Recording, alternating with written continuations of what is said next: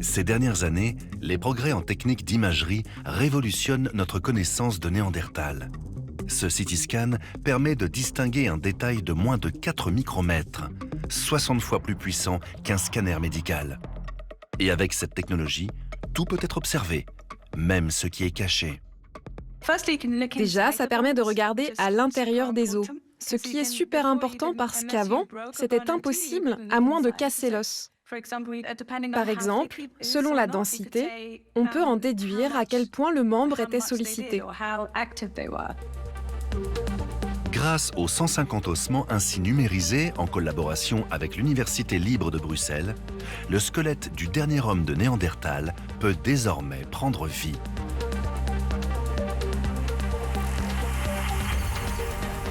Peut-on y lire des indices de son infériorité?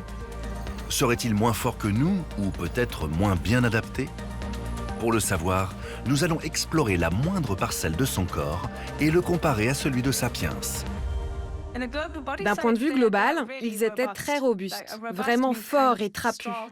Ils ont un bassin très large et un gros thorax. D'une manière générale, ils étaient plus massifs.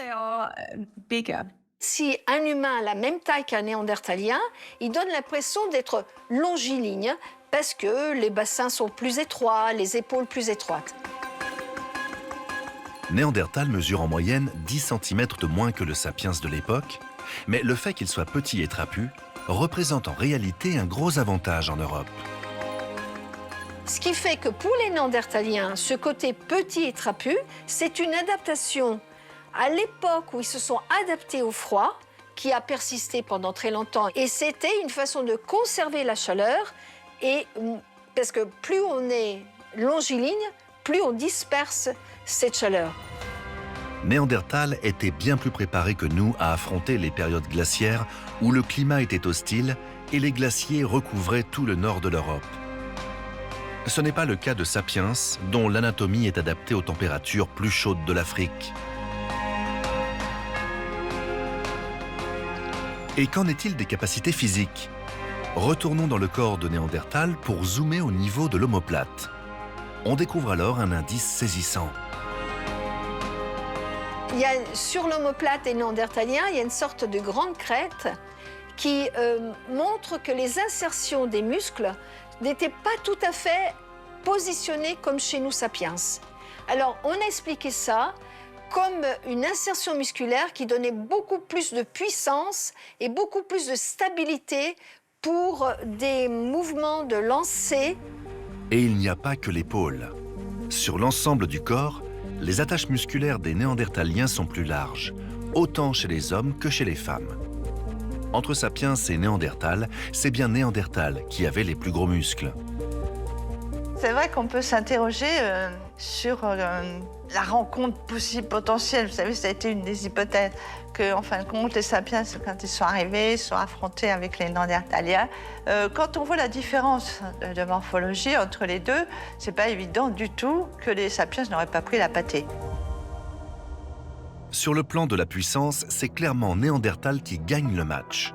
Mais au-delà de son anatomie, peut-on savoir à quoi il ressemblait vraiment?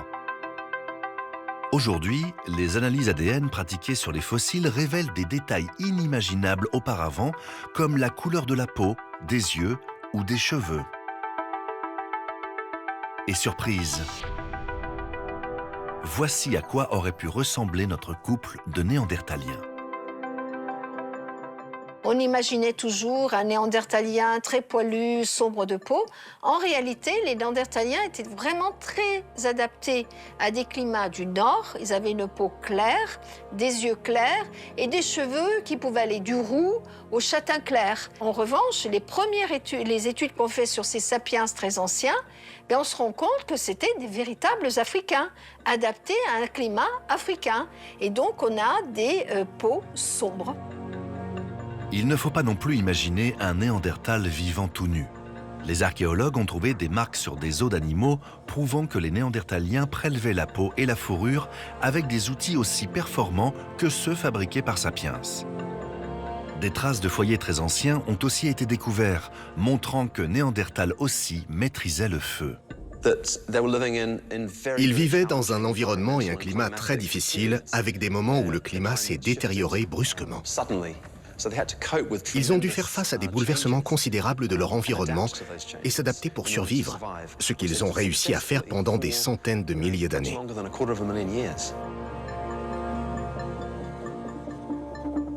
Le mystère reste entier. Si Sapiens perd la bataille du physique, peut-être sa puissance réside-t-elle dans son intelligence et sa technologie. Meilleur chasseur, Sapiens aurait-il pu affamer Néandertal grâce à des techniques de chasse plus efficaces?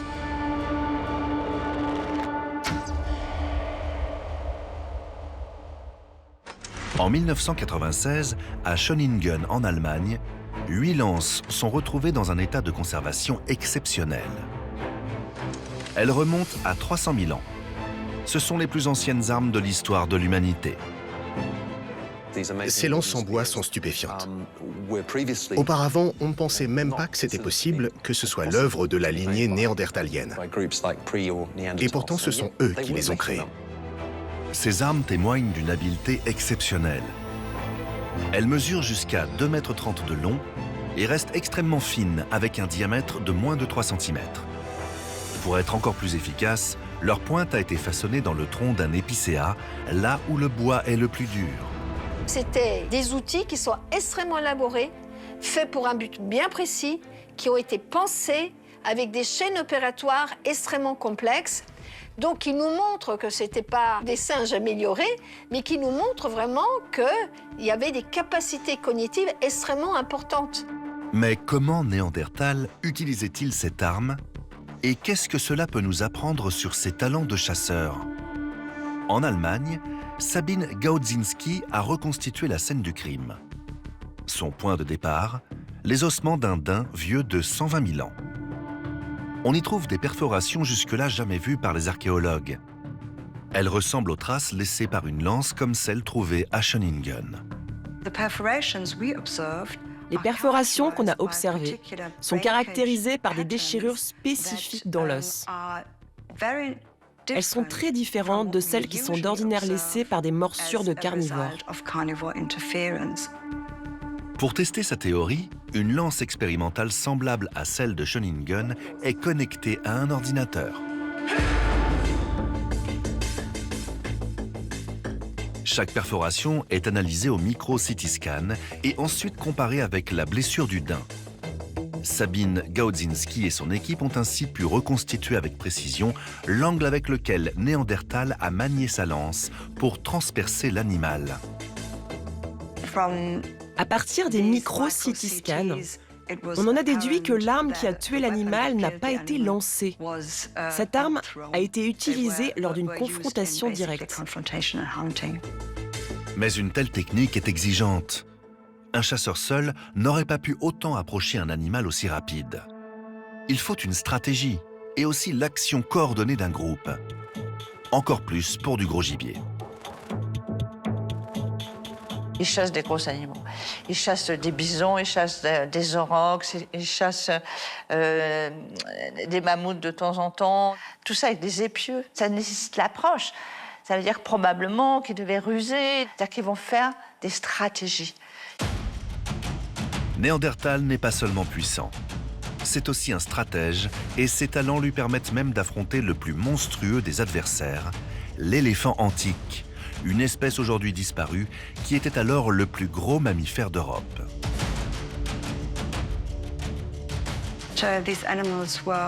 Ces animaux étaient 2 fois plus gros que les éléphants que l'on voit aujourd'hui en Afrique. Ils n'avaient pas de prédateurs, à part les humains. Nous avons ici reconstitué à quoi aurait pu ressembler une telle partie de chasse. Une dizaine des meilleurs chasseurs sont mobilisés. À l'arrière, une partie du groupe pourchasse l'éléphant pour le fatiguer et l'affaiblir.